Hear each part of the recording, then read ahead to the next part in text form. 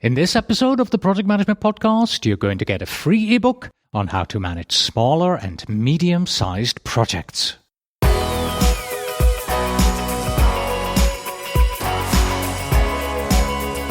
Hello and welcome back to the Project Management Podcast at pm-podcast.com. This is episode 432 and I'm Cornelius Fichtner. Thank you for joining us. Today I don't have a full interview for you. I have something even better. I have a free ebook for you. It is titled Managing Smaller and Medium-Sized Projects and was written by none other than Dr. Jim Young. If you are preparing for your PMP exam, then the best way to calm the butterflies in your stomach is to take a practice exam. Our PMP exam simulator offers 8 such exams with a whopping 1,600 sample questions. To see how it works and take a free test drive, please visit freeexamsimulator.com.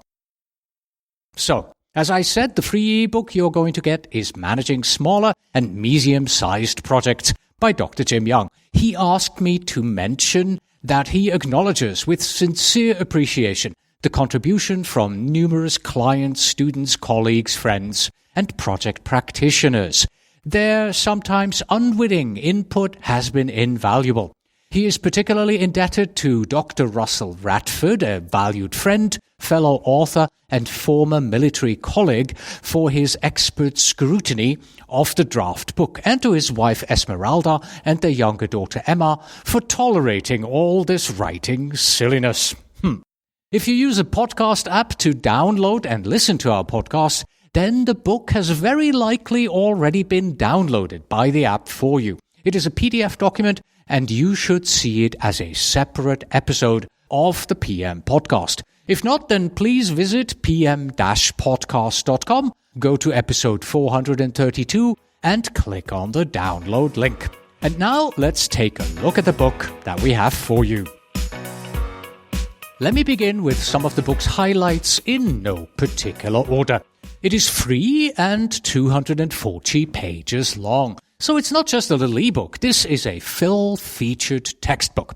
It is expertly researched and written in an approachable way and includes many images, graphics, tables, and flowcharts that make things come alive. In fact, the first 2 chapters of the book represent quite a solid introduction to project management.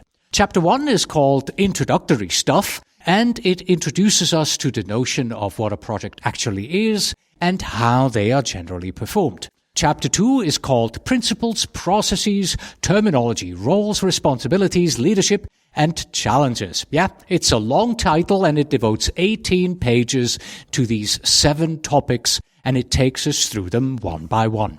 Next, as you would expect, the book takes you through everything you need to know about managing smaller and medium-sized projects, all the way from preparing the charter and engaging with stakeholders, to analyzing and scheduling the work, and then through the life cycle to closing the project, and he even includes a chapter on securing the benefits, and those are just 6 out of the 16 chapters. Then the book also includes a section with templates for work schedules, risk log, issue log, change requests, and several more. And the chapter after that is the risk checklist, which is a list of close to 100 threats that history has shown may imperil the success of our projects. So if you are currently starting up a new project, just simply looking at this list and asking yourself, could my project be at risk from any of these, then that is already a great value. The only thing that jumped out at me from the book, and this is by no means a critique, this is just an observation, are a handful of occasions where Jim uses what I would consider to be outdated earned value terminology. For example, where I would use the term planned value or PV, he uses budgeted cost of work scheduled or BCWS. I haven't come across this or similar earned value terms in over 5 years or so. But frankly, that is an absolutely minor thing because Jim is handing us a solid project management book here without asking for anything in return. And talking about return, let's return back to Chapter 2, the opening of this chapter, which is how I would like to end my brief overview here. This opening is a wonderful reminder to us all about what it takes to be successful. The chapter is titled Principles, Processes, Terminology, Roles, Responsibilities, Leadership, and Challenges. Yes, it's the one with that very long title. And here it goes. Many project managers believe that there is a right or best way to manage projects. They recognize a number of hard-learned principles or fundamental truths to be observed. While conscientiously adhering to such principles will not guarantee success, they are ignored at our peril. Listed here in no particular order, the following 10 most frequently identified guiding practices derived through the analysis of both successful and unsuccessful projects provide a foundation for the successful management of our projects. Number 1. Establish and regularly reappraise the justification for our project. Number 2. Have a sponsor who gives us clear direction and effective support. Number 3. Agree and unambiguously define project roles and responsibilities. Number 4. Identify and communicate with users and other stakeholders early and often. Number 5. Apply a disciplined approach from project conception to benefit realization. Number 6. Preempt problems and address issues promptly. Number 7. Check progress regularly and take timely corrective action to keep on track. Number 8. Manage changes to ensure effective product adoption. Number 9.